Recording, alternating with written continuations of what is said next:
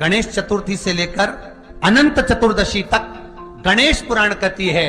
तो गणेश जी अगर लेकर आ रहे हैं तो बैठी हुई मूर्ति लेकर आए, और गणेश जी लाए मना नहीं है। गणेश जी जब लेकर आए तो घर में बिठाने के लिए ला रहे हैं तो राइट सूंड का गणेश लेकर आए, सीधी हाथ का।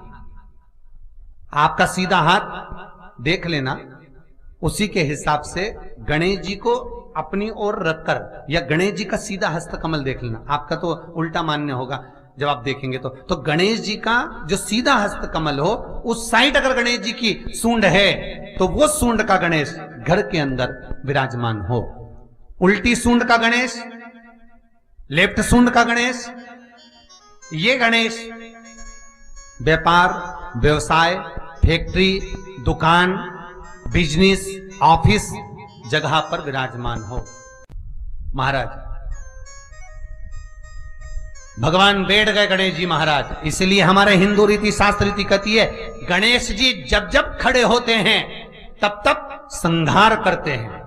गणेश जी जब जब खड़े होते हैं तब तब किसी ना किसी का संहार करते हैं, और गणेश जी जब बैठे रहते हैं तो सुख, समृद्धि, वैभव, आनंद, संपदा प्रदान करते रहते। यहां तक जो जीवात्मा मर कर आती है, जो जीवात्मा भगवान गणेश के सम्मुख में आकर प्रथमता में खड़ी होती है, उस जीवात्मा के सम्मुख खड़े होने पर गणेश जी उसका फल भी प्रदान कर देते हैं। जा, मैं तुझे, तू मेरे सामने खड़ा है, मैं तुझे ये सुख देता हूं, जा। जब गणेश जी प्रवेश करें आपके घर के अंदर तब 2 घी के दिए दोनों ओर जलना चाहिए रिद्धि सिद्धि के लिए। तब प्रवेश मेरे गणेश जी महाराज सीधा चरण अंदर रखकर प्रवेश करिए और गणेश जी की स्थापना करिए। और स्थापना के समय पर 2 बिंदी, जहां गणेश जी बैठे साइड में कोई दीवार हो तो एक हल्दी की, एक कुंकू की बिंदी जरूर लगाएं। क्यों? जब आखिरी दिन हम अनंत चतुर्दशी के दिन गणेश जी को जब विदा करें तो ये रिद्धि और ये सिद्धि, ये कुंकू और हल्दी की बिंदी नहीं, ये रिद्धि और सिद्धि हैं। बहुएं हमारे घर में रह जाए। गणेश जी महाराज हमारे घर में आ गए। गणेश जी की सबसे पहली जो आरती हो, उस आरती के समय पर अगर धूप बत्ती जलाई जाए या गोबरी को जलाकर उसमें गूगल छोड़ी जाए, और गूगल छोड़ने के बाद गणेश जी का नाम ध्रुम वर्ण कह दिया जाए तो गणेश जी को तुम्हारे घर की पूजा स्वीकार करना पड़ती है। बस वो समय हम जानते। हम तो बस उतना जानते हैं कि शिव महापुराण में लिखा और मुद्गल पुराण में लिखा, गणेश पुराण में लिखा, गणेश जी का एक नाम होता है ध्रुम वर्ण। क्या नाम है? ध्रुम वर्ण गणेश जी का एक नाम होता है। जब हम धूप जलाकर और धूप लगाने के बाद में गणेश जी की सबसे पहली आरती करने के पहले अगर हम सबसे पहली आरती गणेश जी की कर रहे हो, अपने घर में स्थापना कर रहे हो, बिठा रहे हो, और तुम चाहते हो कि गणेश जी मेरे घर में आके मेरी पूजा को स्वीकार करें और जो मांगू मेरा गणेश मुझे दे 10 दिन के अंदर, तो पहला नाम लेकर पुकार लेना ध्रुम वर्ण विनायक, बैठो, बस काम हो गया। वो फ्री होकर आता है, वो बैठता है अलमस्तता में। कहां चढ़ाते हैं दुर्बा? गणेश जी का जो दांत टूटा है उस दांत की ओर गणेश जी को दुर्बा समर्पित करी जाती है। अभी गणेश जी विसर्जन हुए, गणेश जी को जल में विसर्जन किया, तो आपके मन में एक प्रश्न तो खड़ा होगा, आया तो होगा कि गणेश जी के 10 दिन तक बिठाओ, नित्य पूजन करो, ने पाठ करो, ने अर्चना करो, ने 10वें दिन इनके विसर्जन कर दो, और वो भी पानी में कर दो, पानी में विसर्जन करो। तो ये कहां लिखा कि जल में विसर्जन करो?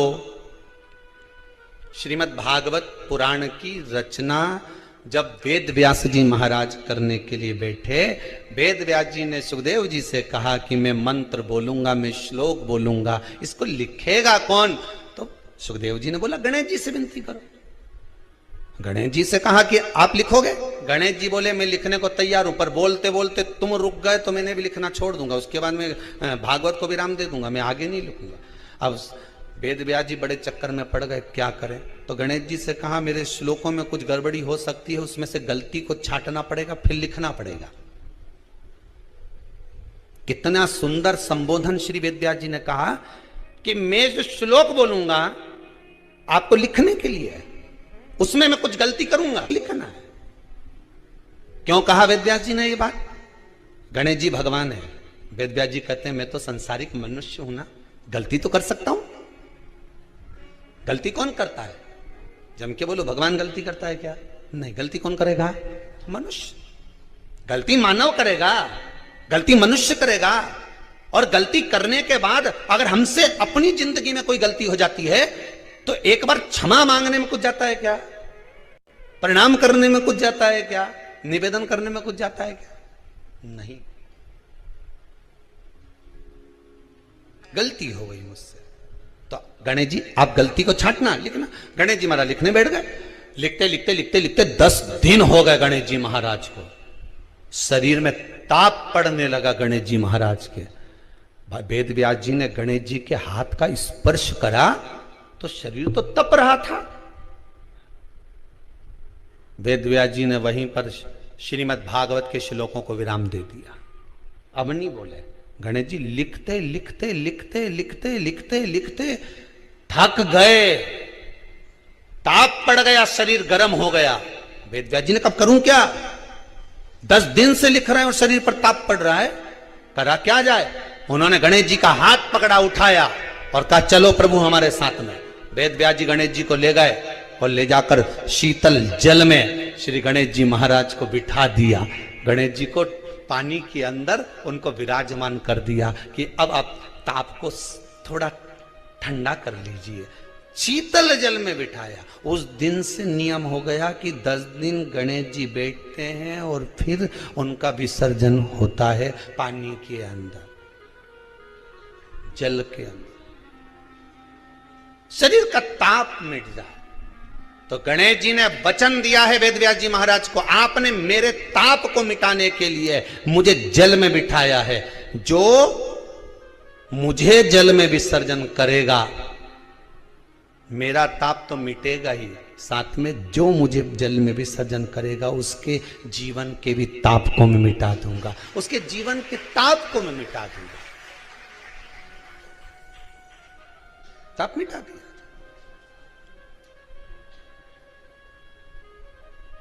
पर करो गणेश जी का विसर्जन, मना नहीं है वो, पर अच्छे से करो रे हो। अब मैं छोरा छोरियों तो निशाना लगा है, वो हमारा गणेश जी जई दिया, वो हमारा सबसे आगे पहुंचा तो इधर वाला ने इधर से फेंका, हो गया। ये हमारे धर्म की हंसी उड़ा रहे हैं। शिव को और गणेश को बेलपत्र शमीपत्र समर्पित होता है। आपको कथा में वर्णन किया था 33 कोटि देवताओं को भले बेलपत्र नहीं चढ़ेगा पर 33 कोटि देवताओं को शमीपत्र चढ़ता है। और उसमें एक गणेश जी महाराज और एक बाबा भोलेनाथ, इन दोनों को शमी समर्पित होता है। कथा में पहले भी वर्णन किया, आज फिर आपको समझ लेना बहुत अच्छे से। जो आपको करना है रिद्धि सिद्धि पाने के लिए, संपदा को बढ़ाने के लिए।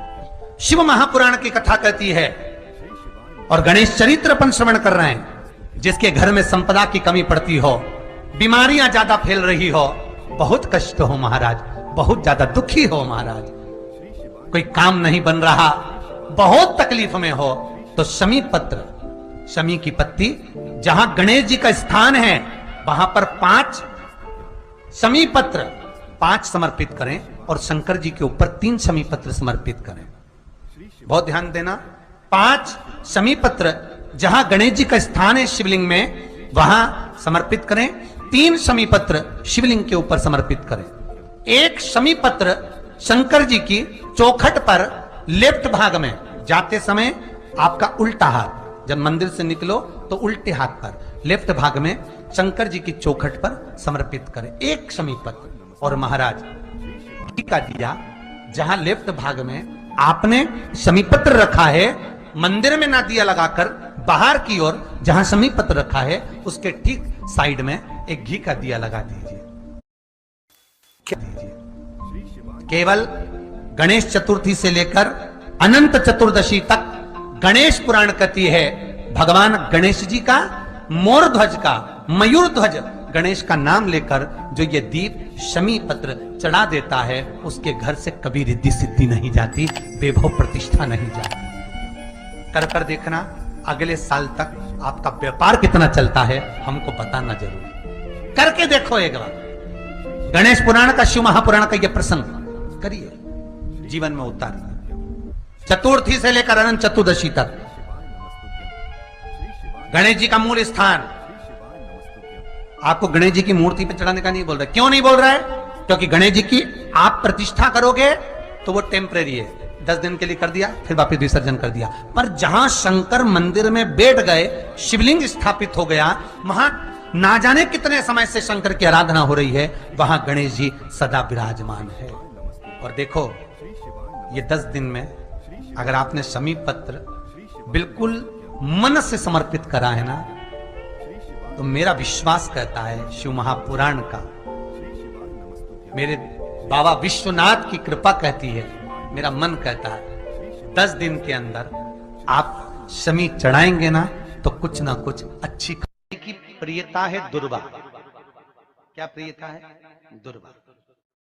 कितनी दुर्वा गणेश जी को समर्पित करी जाती है? मात्र 5। कितनी? आज के जमाने में लोग गट्ठा बनाकर चढ़ा दें, वो अपनी जगह पर है। 5 दुर्वा पंचम इंद्रियों को वश में करने के लिए और भगवान के 5 जो स्वरूप हैं उनको अपने भीतर उतारने के लिए पंच दुर्वा। और दुर्वा में भी 3 गांठ। जब दुर्वा समर्पित करी जाती है तो उसमें नीचे दुर्वा की डंडी पर गांठ रहती है, 3 छोटी छोटी गांठें होना चाहिए। कितनी गांठ? जो भगवान को समर्पित करी जाए। जिस अमृत के बूंद से प्रकट हुआ है पान का पत्ता। 33 कोटि देवताओं के पूजन में, पाठ में, अर्चना में ये अमृत का पत्ता काम आएगा। जिस जल के पात्र में यह पत्ता रखा रहेगा वो जल क्षीर सागर के अमृत तुल्य हो जाएगा। क्षीर सागर के अमृत तुल्य।